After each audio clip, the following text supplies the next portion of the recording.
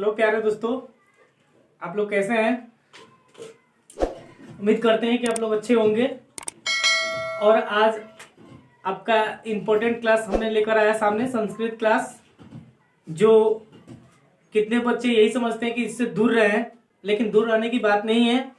और कितना लोगों को समझ में भी सोचते हैं कि नहीं आता है, लेकिन डरने की बात नहीं है। ठीक, आप लोग के सामने मैंने इम्पोर्टेंट क्लास लेकर आया और इस क्लास के माध्यम से आपको मैंने 100 नंबर की तैयारी कराने के लिए इच्छा करता हूं। और जहां तक भी दिक्कतें आए आप लोग कमेंट्स में जरूर कीजिएगा, शेयर कीजिएगा।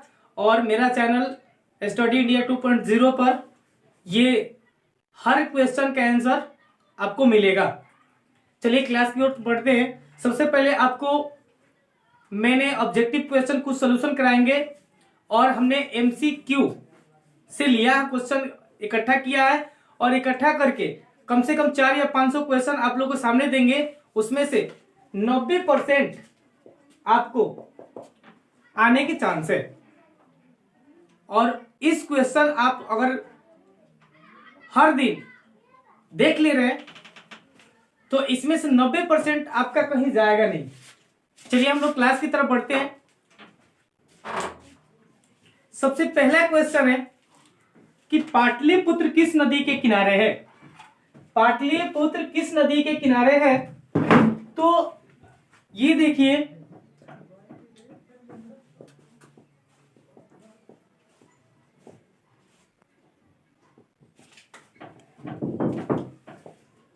पाटलिपुत्र आपको गंगा नदी के किनारे है। किस नदी के किनारे है? गंगा नदी। पाटलिपुत्र आपको गंगा नदी के किनारे है। दूसरा कह रहा है कि विद्यापति किस भाषा के कवि थे। तो विद्यापति किस भाषा के कवि थे?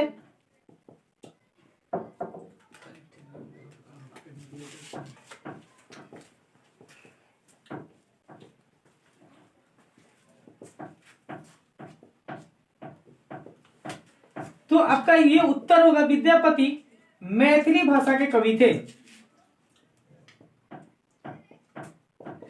किस भाषा के कवि थे? मैथिली भाषा के कवि थे। तीसरा क्वेश्चन है कि पटना में कौमुदी महोत्सव किस ऋतु में मनाया जाता था। पटना में कौमुदी महोत्सव किस ऋतु में मनाया जाता था? तो ये देखिए, जिस प्रकार दुर्गा पूजा मनाते हैं ना हर साल, उसी तरह पटना में कौमुदी महोत्सव किस ऋतु में मनाया जाता था? तो ये हुआ शरद ऋतु में। किस ऋतु में? शरद ऋतु में। अब शरद ऋतु में तो मनाया जा रहा था, लेकिन अब एक और इसे क्वेश्चन निकल कर आया जो किस वंश के शासनकाल में मनाया जा रहा था। तो आपको गुप्त वंश के शासनकाल में मनाया जा रहा था। देखिए यहां से 2 क्वेश्चन आपके सामने निकला और ये भी क्वेश्चन पूछ सकता है कि किस शासनकाल में मनाया जाता था। तो गुप्त शासनकाल में मनाया जा रहा था। अब आइए चौथा क्वेश्चन आपके सामने लेकर आ रहे हैं। कह रहे हैं कि नीतिकारों द्वारा शत्रु किसे माना जाता है।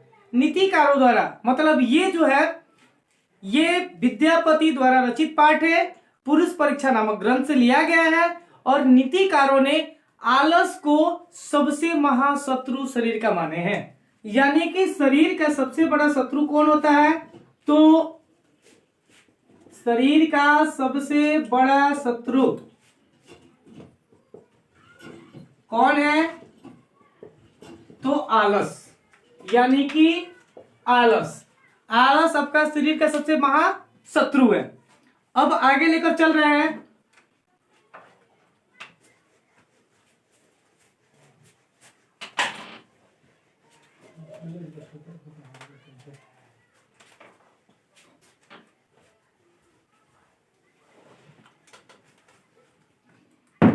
अगला क्वेश्चन है कि महर्षि याज्ञवल्क्य की पत्नी कौन थी।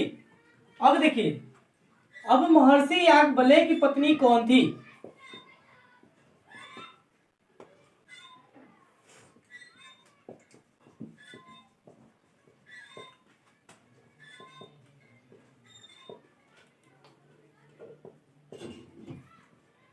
महर्षि याज्ञवल्क्य की पत्नी आपको थी मैत्रेयी। महर्षि याज्ञवल्क्य की पत्नी आपको कौन थी? मैत्रेयी। अब करें कि जनक की सभा में शास्त्रों में कुशल कौन बैठी थी? यानी कि जनक की सभा में शास्त्रों में कुशल, यानी कि शास्त्रों में बहुत सारी जानकारी हो करके कौन बैठी थी?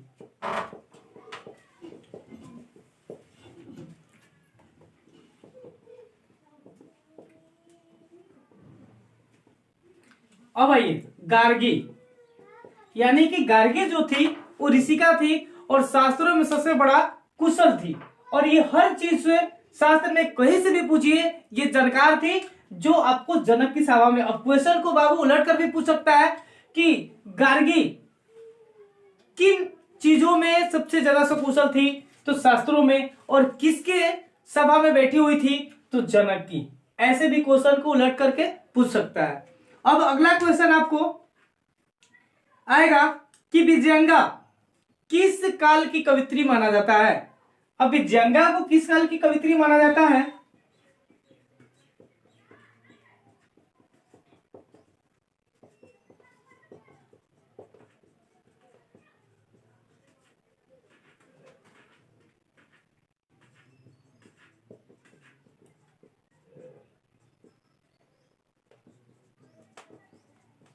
किस काल को कवित्री माना जाता है? अब आओ बाबू विजयंगा को प्रथम काल, यानी कि प्रथम कल्प की कवित्री को माना जाता है इसको।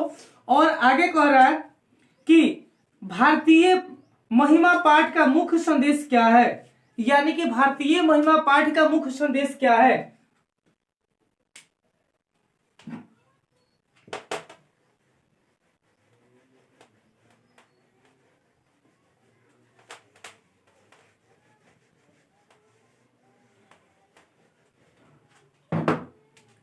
भारतीय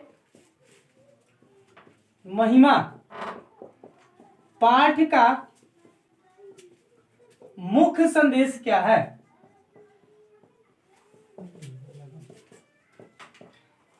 यानी कि भारतीय महिमा पाठ में भारत के बारे में जानकारी दी गई है, और ऐसे ही इस क्वेश्चन को आंसर पता चलता है कि भारतीय महिमा पाठ का मुख्य संदेश है देशभक्ति, यानी कि देश के लिए भक्ति।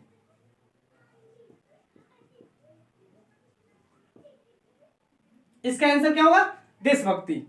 आगे कह रहा है कि संस्कारों की कुल कितनी संख्या होती है? इसमें दो क्वेश्चन बाबू निकलेगा। देखिए क्वेश्चन कैसे घुमाकर पूछेगा और किस तरीके से पूछेगा। कह रहा है कि भारतीय संस्कारों की संख्या कितनी होती है? तो ऐसे बुक के अनुसार हम लोग 16 जानेंगे। कितना जानेंगे? 16। यानी कि इसको अगर देगा कि कति संस्कारा भवंती, यानी कि कति संस्कारा भवंती, यानी कि कहता है कति मतलब कितने, संस्कारा यहां पे कह रहा है कि संस्कारा मतलब संस्कार, आप भवंती मतलब होते हैं, तो यहां पे 16 क्या डालेंगे? 16।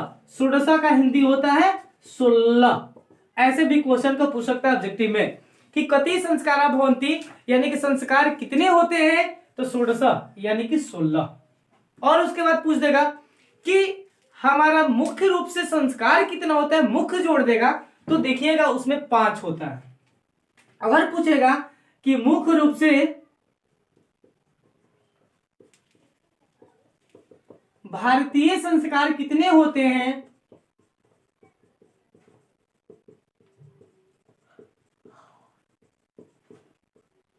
तो 5।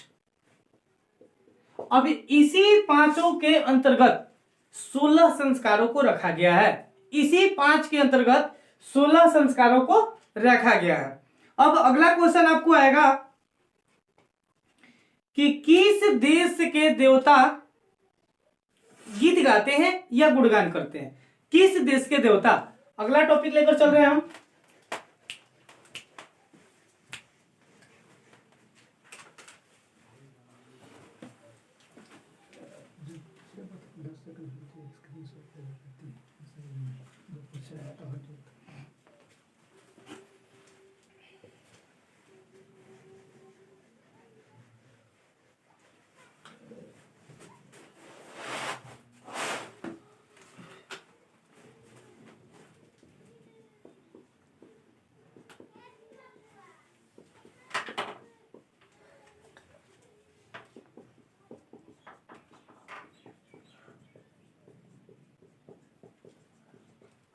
यानी किस देश के देवता बार बार जन्म लेते हैं?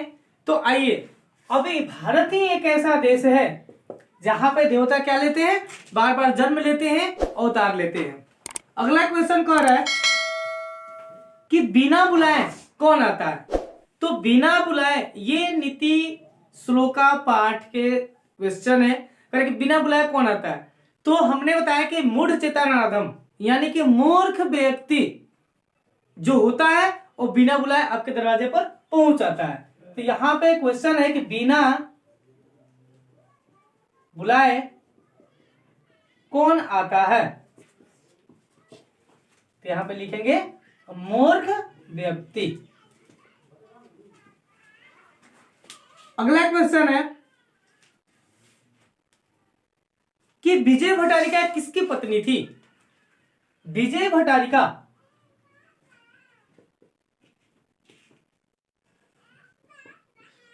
किसकी पत्नी थी? अब देखिए, विजय भट्टारिका जो थी ये संस्कृत साहित्य लेखिका का क्वेश्चन है और ये 4 लेसन, यानी कि 4 लेसन की है ये, और ये थी चंद्रादित्य की पत्नी, चंद्रादित्य।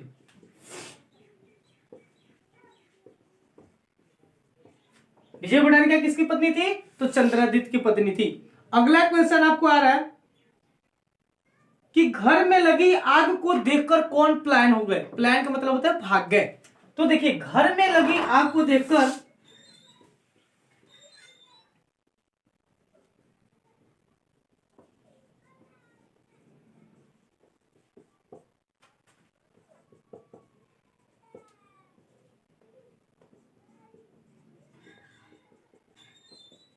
घर में लगी आग को देखकर बाबू कौन प्लायन हो गए? तो देखिए, घर में जो आलसी होकर के, कृत्रिम आलसी दिखा करके भोजन ग्रहण कर रहे थे, वो वाकई में आलसी नहीं थे, लेकिन देखे कि चलो यहाँ पे फोकट का मिल रहा है तो मैं भी ग्रहण कर लूं, उठा लूं, और वो आलस के रूप बना करके वो भोजन ग्रहण कर रहे थे। तो उनके घरों में आलसाला के कर्मचारियों ने आग लगा दिया उनकी एग्जाम लेने के लिए, उनकी परीक्षा लेने के लिए।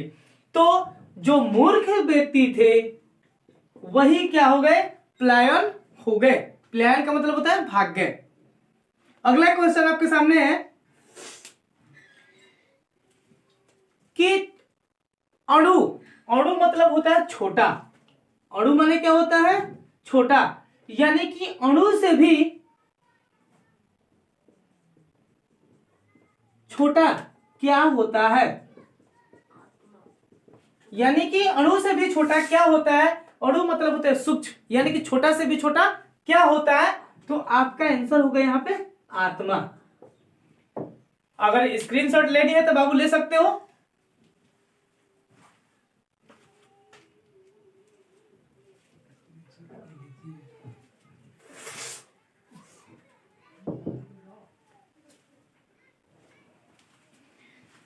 चलिए इसको मिटा दिया जाए।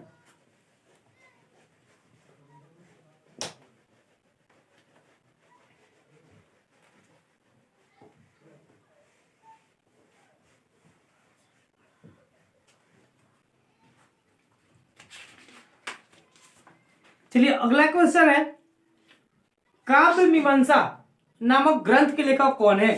अगला क्वेश्चन आपके सामने है।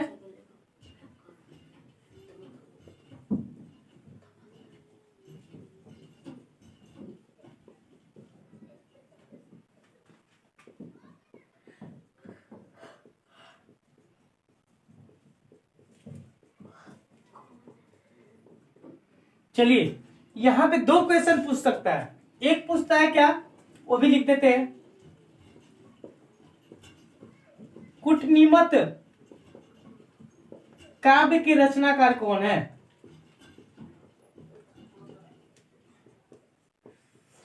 इसी दोनों में ढेर लड़का ने निगेटिव मार देता है।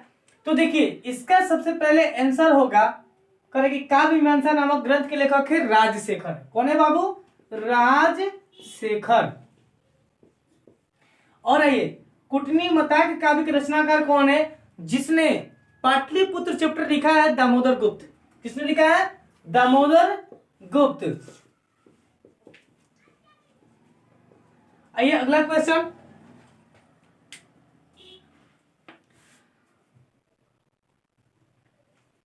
अगला क्वेश्चन है कि करमवीर कथा के नायक कौन है? यानी कि बाबू करमवीर कथा के नायक, नायक का मतलब होता है हीरो, ठीक है ना। करमवीर कथा के नायक कौन है?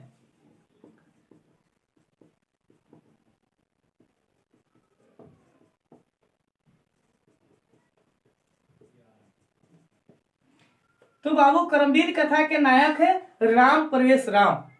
राम प्रवेश राम।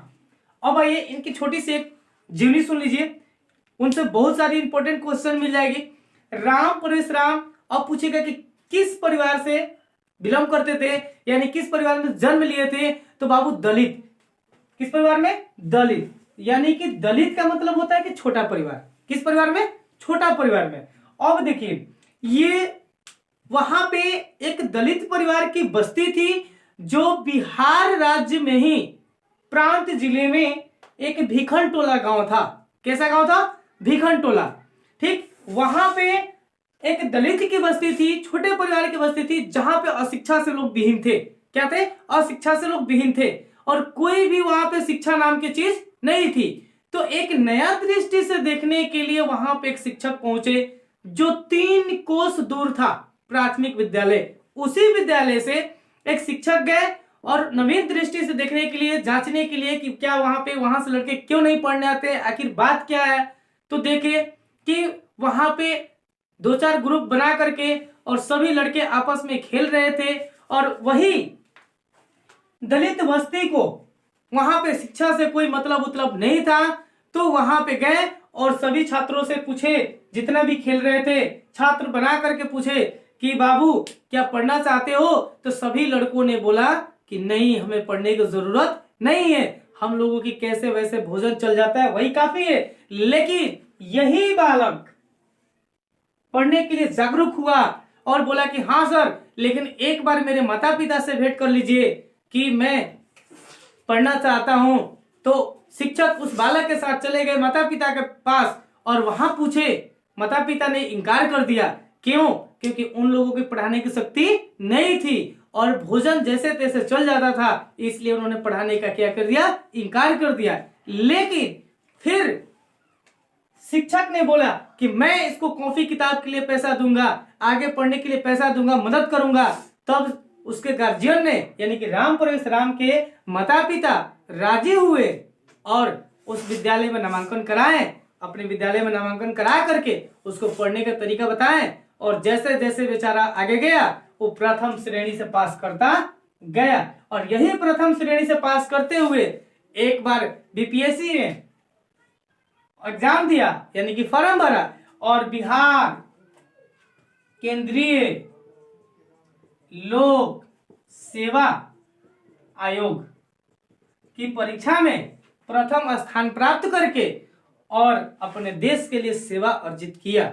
यानी कि क्वेश्चन भी आता है कि राम प्रवेश राम ने अपने देश की सेवा कैसे अर्जित की या करमवीर कथा से क्या शिक्षा मिलती है।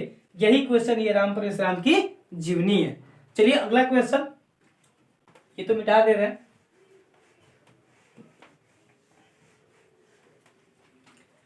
अगला क्वेश्चन है कि छात्रों का तप क्या कहलाता है। अब देखिए छात्रों का तप क्या कहलाता है।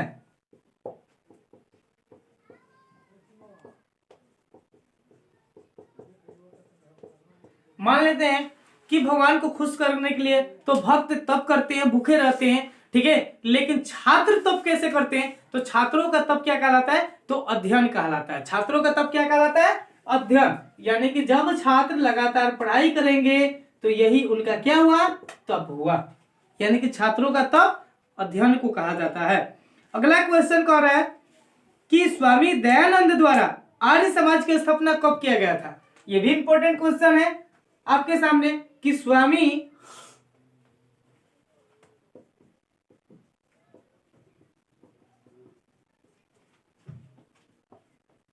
आर्य समाज की स्थापना कब किए थे।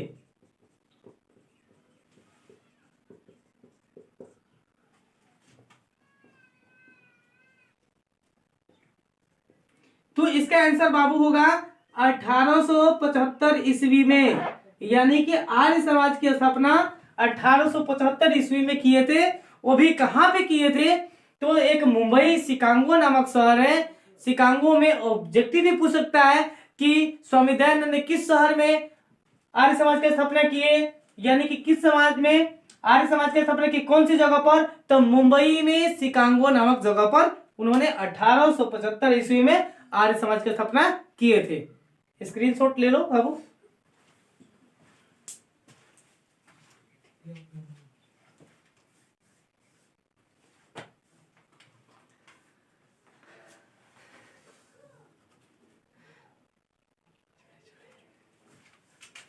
चलिए फिर अब आगे की तरफ पढ़ेंगे।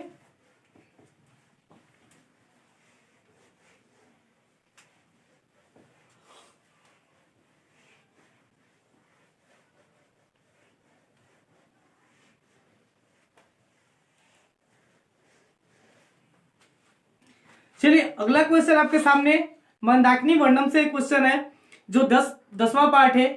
और इस क्वेश्चन में कह रहा है कि मंदाकिनी वर्णम पाठ किस ग्रंथ से संकलित है। तो बाबू सबसे पहले इससे 3-4 क्वेश्चन निकलेंगे, तो देखिएगा कैसे।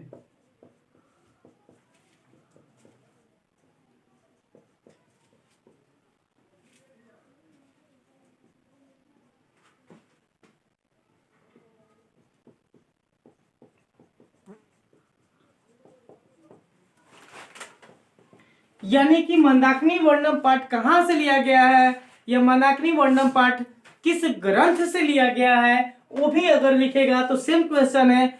और ये मंदाकिनी वर्णम पाठ सबसे पहले जानते हैं कि कहां से लिया गया है, तो ये रामायण के, कहां से लिया गया है, तो रामायण ग्रंथ से। और किस कांड से लिया गया है, अगर कांड पूछेगा तो अयोध्या कांड से। किस कांड से बाबू, अयोध्या कांड से। अब देखिए, अब यहां से 2-3 एक क्वेश्चन निकलेगी कि मंदाकिनी पाठ के लेखक कौन है, तो वाल्मीकि। कौन है, मंदाकिनी पाठ के लेखक कौन है, तो वाल्मीकि। वर्णम पाठ के लेखक कौन है, तो वाल्मीकि।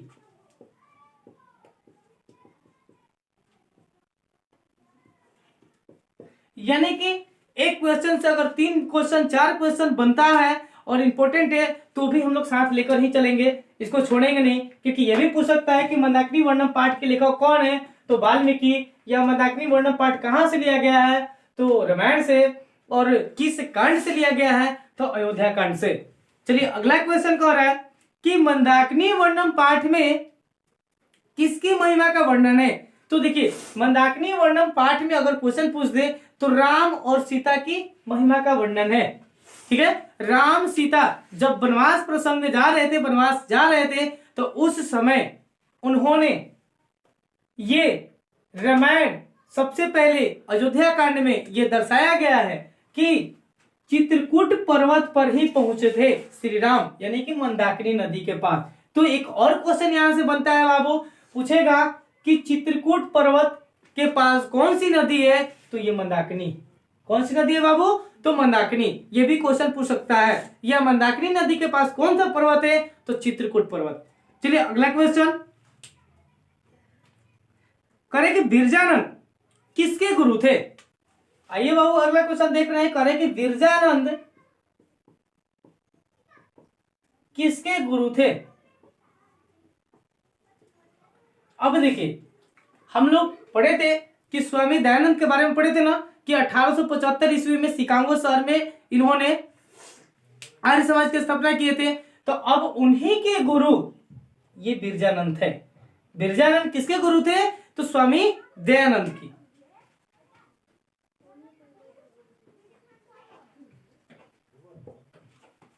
चलिए, अब दयानंद के बारे में भी पूछ सकता है, इनके बारे में 3-4 क्वेश्चन निकल सकती है। तो स्वामी दयानंद का बचपन का नाम क्या है बाबू? अगर पूछ दे कि स्वामी दयानंद के बचपन का नाम क्या है, तो मूल शंकर। इनके बचपन का नाम क्या है? मूल शंकर। और सब्जेक्टिव क्वेश्चन भी पूछ सकता है, तो वो भी हम आपको देंगे। पहले ऑब्जेक्टिव के बारे में देखेंगे, हर चैप्टर बाय चैप्टर सब्जेक्टिव आपको देंगे, वो भी एमसीक्यू से निकाल करके देंगे और इकट्ठा करके, और लगातार एक ही बस चैनल में, एक ही वीडियो में आपको सारा क्वेश्चन मिलेगा, 1 से लेकर और 14 पार्ट तक, यानी कि मंगलम से लेकर संस्कारा पार्ट तक एक ही वीडियो में मिलेगा, सब सब्जेक्टिव भी मिलेगा। तो थोड़ा सा इसके बारे में जान जाइए कि स्वामी दयानंद कौन थे, क्या नहीं थे, देख लीजिए थोड़ा। ये स्वामी दयानंद जो थे, क्वेश्चन पूछेगा कि मूर्ति पूजा के विरोधी कैसे बने, और इनका जन्म कब हुआ था, कहां हुआ था। तो इनका जन्म जो हुआ था ना बाबू, 1824 ईस्वी को। कहां पे हुआ था? तो गुजरात प्रदेश में। कहां पे? गुजरात प्रदेश। ये तो बाबू राज्य का नाम हो गया, लेकिन कौन सा जगह पे हुआ था? तो टंकरा नामक गांव, टंकरा नामक गांव में हुआ था इनका जन्म। गुजरात प्रदेश के टंकरा नामक गांव में इनका जन्म हुआ था, और जो 1824 में। और इनका बचपन का नाम क्या था? मूल शंकर। क्या था बाबू? मूल शंकर। और देखिए, ये तो मूल शंकर था, लेकिन इनकी थोड़ा सा जीवनी बारे में पढ़ लिया जाए, कि जीवनी के बारे में पढ़ेंगे तो वो भी क्या होगा, तो थोड़ा सा देख लिया जाए, क्योंकि अगर जीवनी पढ़ रहे हैं तो ऑब्जेक्टिव क्वेश्चन आपका इसी तरह सोल्यूशन हो जाएगा। अब कह रहा है कि स्वामी दयानंद के परिवार जो थे ना, एक शिव के उपासक थे, शिव जी, शिव भक्त। उपासक मतलब शिव के भक्त। और हर साल इनका रात्रि जागरण हो रहा था। क्या हो रहा था बाबू? रात्रि जागरण हो रहा था। तो वहां पे इनका भी इच्छा प्रकट हुई कि हम भी उस रात्रि जागरण का आनंद ले। तो इन्होंने, कौन? ये दयानंद गए और देखे कि एक जो मूर्ति थी, शिवलिंग थी, उस पर कुछ प्रसाद चढ़ा हुआ था, और उस प्रसाद को एक तुच्छ प्राणी यानी कि चूहा जूठा कर रहा था। जूठा तो कर ही रहा था, लेकिन मूर्ति के ऊपर भी उछल कूद कर रहा था। तो इन्होंने देखे कि भगवान को लोग पूजा करते हैं, लेकिन भगवान का कोई यहाँ पे एक छोटा प्राणी वैल्यू ही नहीं दे रहा है, और उसको मूर्ति के ऊपर उछल कूद कर रहा है, और प्रसाद को भी खा रहा है जो भगवान के लिए हमने श्रद्धा से चढ़ाया। ये सब स्थिति देख करके उसी समय स्वामी दयानंद को मूर्ति पूजा के विरोधी बन गए। और इसी क्वेश्चन को बाबू घुमाकर कहेगा कि स्वामी दयानंद को मूर्ति पूजा के प्रति अनास्था कैसे हुई। तो यही जो बताए, चूहे वाली कहानी, कि प्रसाद को चढ़ाया हुआ शिवलिंग पर जो चूहा खा रहा था, ये सब स्थिति देख करके मूर्ति पूजा के प्रति आस्था दूर हो गई। चलिए अगला क्वेश्चन देखेंगे, ये भी इंपॉर्टेंट है, ये सब लिख लेना तुम लोग। आगे देखिए, अब देखिए आगे ना, अगला आपका क्वेश्चन यही है कि स्वामी दयानंद के परिवार किसका उपासक था। अभी हमने क्या बताया कि शिव के उपासक था, यानी कि स्वामी दयानंद किसका उपासक था बाबू?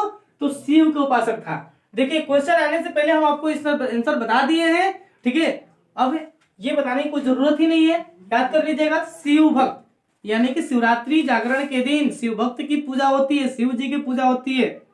अगला देखिए, अब आइए करेगी कड़स्य दानवीरता पाठ। कड़स्य दानवीरता पाठ के लेखक कौन है? यानी कि देखिए कंड के बारे में भी थोड़ा सा जान लेंगे। अगला क्वेश्चन है कि कड़स्य दानवीरता पाठ के लेखक कौन है?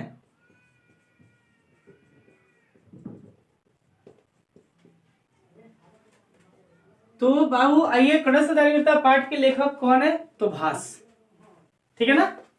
कड़स्य दानवीरता पाठ के लेखक कौन है? भास। तो अब देखिए कड़स्य दानवीरता, इससे 3-4 क्वेश्चन पूछेगा कि कर्ण किनका पुत्र है, ठीक। कड़स्य दानवीरता कर्ण का स्वभाव कैसा है, दानवीर थे, वैसे ही पूछ सकता है। तो देखिए कर्ण से दानवीरता पाठ के लेखक सबसे पहले लिखेंगे भाषण। अगर पूछ दे कि कर्ण किनका पुत्र है, तो कर्ण कुंती का पुत्र है।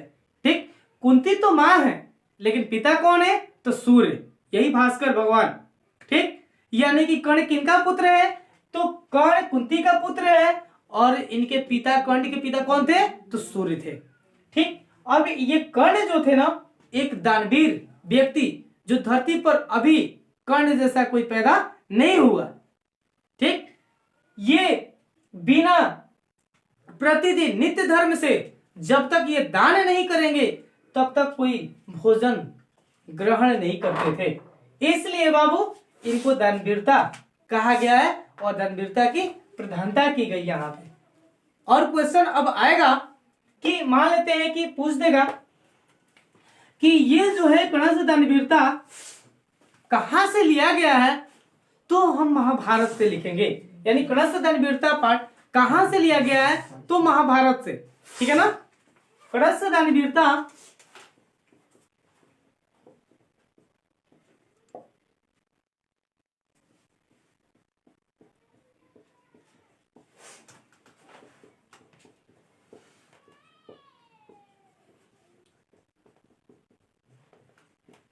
कहां से लिया गया है बाबू, महाभारत से।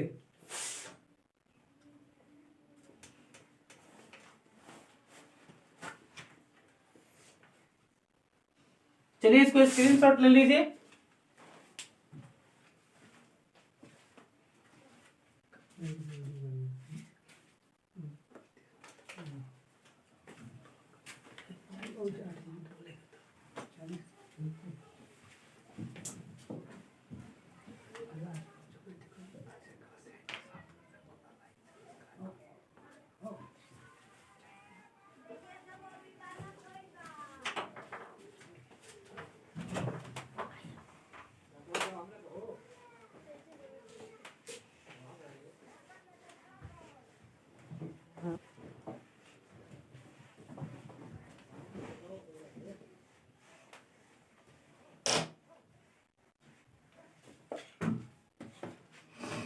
चलिए अगला क्वेश्चन बाबू देखिए,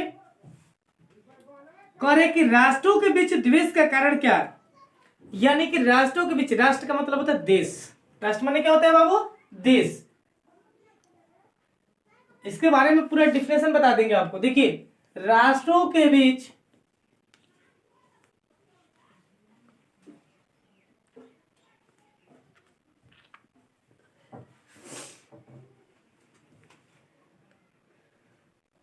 द्वेष का कारण क्या है। अब देखिए द्वेष मतलब होता है क्या, वो भी देख लिया जाए। द्वेष का बाबू मतलब होता है ईर्ष्या, यानी कि जलन, यानी कि जलन।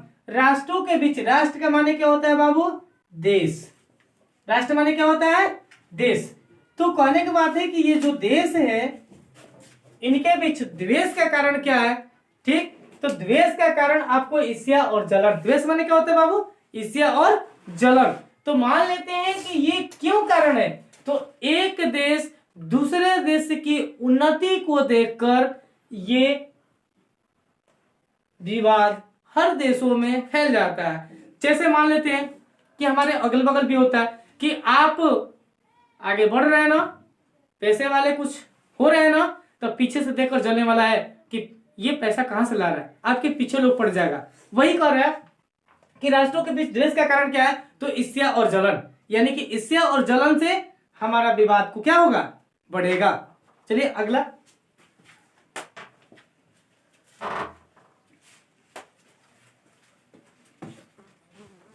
अगला क्वेश्चन आपके सामने है।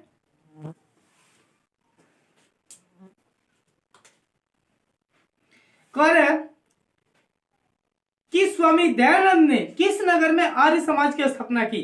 देखिए हमने तो पहले क्वेश्चन को आंसर बता दिया है, क्वेश्चन भी बता दिया है कि स्वामी दयानंद ने किस नगर में, तो मुंबई बताया था ना, मुंबई के शिकागो नामक शहर में, वहां पे आर्य समाज की स्थापना किए थे। चलिए अगला क्वेश्चन देखेंगे। एक देश दूसरे देश को क्या देखकर जलता है। ये भी बता दिए हैं। अभी फिलहाल लिखे थे कि एक देश दूसरे देश को क्या देखकर जलता है, तो एक देश दूसरे देश को उत्कर्ष। उत्कर्ष माने क्या होता है बाबू? उत्कर्ष का मतलब होता है आगे बढ़ना, यानी कि विकास। उत्कर्ष माने क्या होता है? आगे बढ़ना। एक देश दूसरे देश के उत्कर्ष को यानी कि उन्नति को देखकर वो क्या करता है? जलता है। ठीक है, चलिए अगला क्वेश्चन देखिए। आगे कह रहा है कि संसार में, यानी कि अगला क्वेश्चन क्या कर रहा है बाबू, कि संसार में बच्चों की रक्षक कौन है? ये तो सभी को पता है, सभी के लिए बाबू प्यारा होता है, बच्चा प्यारा होता है। संसार में बच्चों का रक्षक क्या होता है? माँ होती है। कौन होते हैं? माँ होती है। और इस पे एक मतलब 2-4 वर्ड है कि सबसे पहले देखिएगा, ये कहा गया है कि स्त्रियों की रक्षा कौन करता है? तो उसका पति करता है। ठीक, हिम्मत ही नहीं है कि दूसरी स्त्री से कोई बोल दे, थप्पड़ मुंह फोड़ देगा वो। ठीक, तो इसलिए स्त्रियों की रक्षा उसका पति करता है और बच्चों की रक्षा कौन करती है? उसकी मां करती है। ठीक, तो वही कर रहा है कि बच्चों की रक्षा कौन करती है? उसकी मां करती है। अगला क्वेश्चन आपके सामने आ रहा है, कह रहे कि ये तो हो गया है याज्ञवल्क्य किसकी पत्नी थी। दोबारा रिपीट किया क्वेश्चन को। कह रहे कि महाभारत में किस लेखिका का उल्लेख मिलता है? अब देखिए महाभारत में, यानी कि हम लोगों ने महाभारत देखा होगा बाबू। कह रहे कि महाभारत में, ये बहुत बेहतर क्वेश्चन है,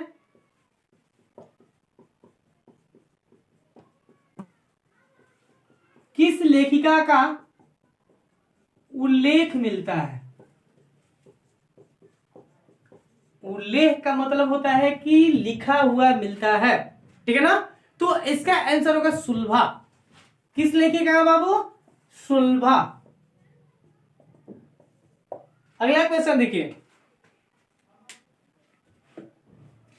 करें कि जन्म पूर्व कितने संस्कार होते हैं? जन्म पूर्व का मतलब होता है कि जन्म के पहले।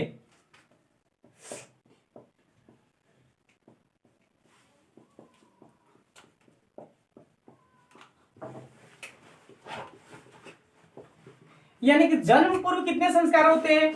यानी कि जन्म पूर्व का मतलब होता है कि मां के गर्भ में कितने संस्कार हो जाते हैं, यानी कि जन्म लेने से पहले। तो बाबू 3 संस्कार होते हैं। कितने संस्कार होते हैं?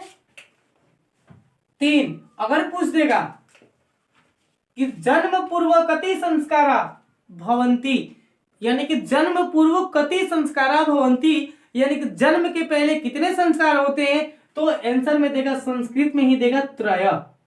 त्रय यानी कि जन्म पूर्व कति संस्कारा भवंती, यानी कि जन्म के पहले कितने संस्कार होते हैं बाबू? त्रय। त्रय का मतलब होता है 3।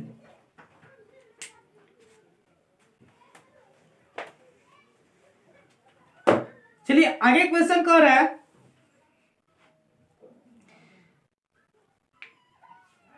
कि वर्तमान काल में संस्कृत लेखिका कौन है? अब देखिए वर्तमान काल में बाबू संस्कृत लेखिका कौन है? वर्तमान काल,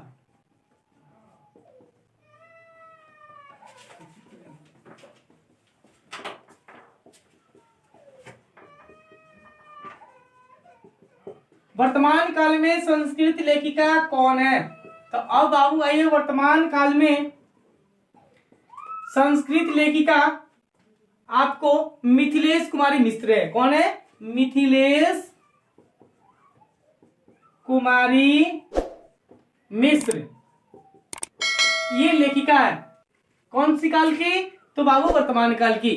ठीक है, आगे देखिए, अब मान लेते हैं कि इतना करने के बाद अब आगे हम लोग ग्रामर लेकर चलेंगे नेक्स्ट क्लास में। अब आज के लिए इतना ही बाबू। अच्छा लगे तो शेयर जरूर कीजिएगा, लाइक कीजिएगा और कमेंट में जरूर लिखिएगा कैसा रहा बाबू मेरा क्लास। सभी के लिए थैंक यू, अलविदा।